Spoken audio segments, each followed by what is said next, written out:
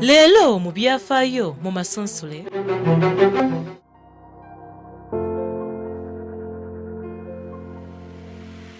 Olunaku olw'24 May omwaka ogwa 1966 lwe lunaku olw'ebyafaayo olw'akazigizigi mu Buganda.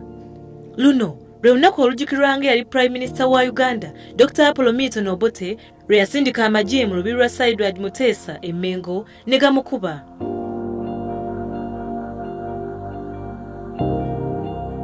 Sir Edward Muteesa yali kabaka wa Buganda ate era nga ye President wa Uganda yasooka nga Dr. Obote ye Prime Minister. Abaaliwo bajjukira ki?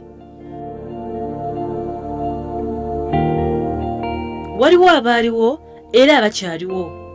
Abandi baatugendako naye ebyafaayo byasigalawo era bijjukirwa.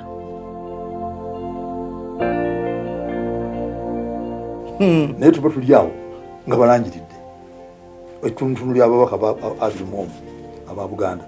nga baga nti ffe nti tusaze eddiiro tuyinjidde UPC. Abagenda nga bakabekayika ki ffe tuli Mmengo eno batuliddemu olukwe lwaki tebamaze kutwebuuzaako twabasindika nga bakabakayika kazi eri baboogereza kati gumbaze okufuuka minisita wa Uganda kabakayika ekintu kibiina kya Buganda era kati mbo kyawe ngambibengeri ngekyo kyenfaana okuba ekityo nga basala eddiiro kati ndokala lunsambulira agenda okuvaawo basala eddiiro olukiiko ne lutuula ne luyisa ekiteesa ekibavumirira balidde mu Buganda olukwe okugenda okusala eddiiro ogenda mu kibiina ekirala tumaze okujja kutwebuuzaako nabo ne bayima eri ne bayisa ekiteesa ekirala nti kabaka yekka akola mu Buganda wokawoka ekyagendererwa kye kigendererwa kyaggwa. Omanyi enkaaga mu mukaaga omugenzi Daudi Ochenga twamulonda mu lukiiko lw'e Mengo okutukiikirira ki Buganda wali wali musajja mukyoli kakati omulundi gumu najja Butikkiro n'aŋŋamba nga ngazimu bukulu wa kabaka yekka n'aŋŋamba njala kuleta ekiteeso mu Assembly nti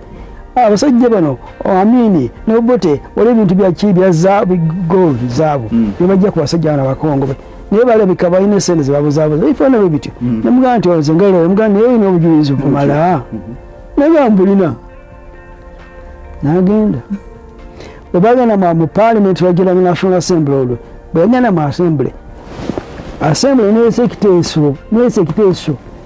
nga kyetaaga bagamba ne bakkiriza ebyokyenga motion ne bagamba bantu bano babuulirizeemu kale okubuulizaamu kuno nakuliriza nnyo ki UPC efunye majority bisatu byakuna byabaka ebiyinza okukyusa constitution ebifunye Parliament batandika okubogola yakati ab'Emmengo bemugamba tufunye okugula amatabi nakanyaga aba UPC mu Buganda. Twatuukira mu February April 15 olwo akawungeezi nga yali amaze yali ampise nene entebe wala kuŋŋamba kisimanyi nenga nogendayo enkera nebula Ssaabasajja Muganda Obote yabadde ampita kakati eyambuulira ekigambo ekyo yaliwo ekitiibwa Saulo Lubega yali omuwanika nagamba ekiro kyalina ali bakunoonya ganoonya atya akanalu nsambulira oyo yagenda alanda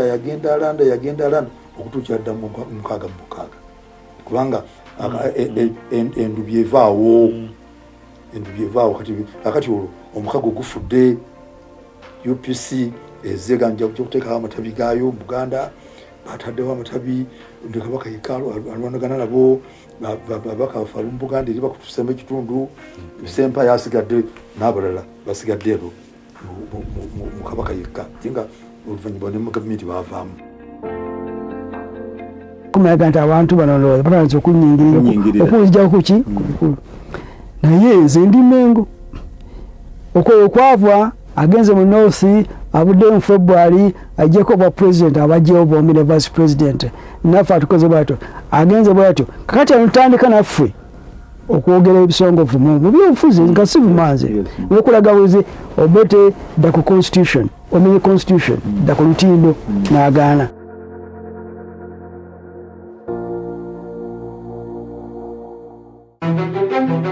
leero mu byafaayo mu masonsole.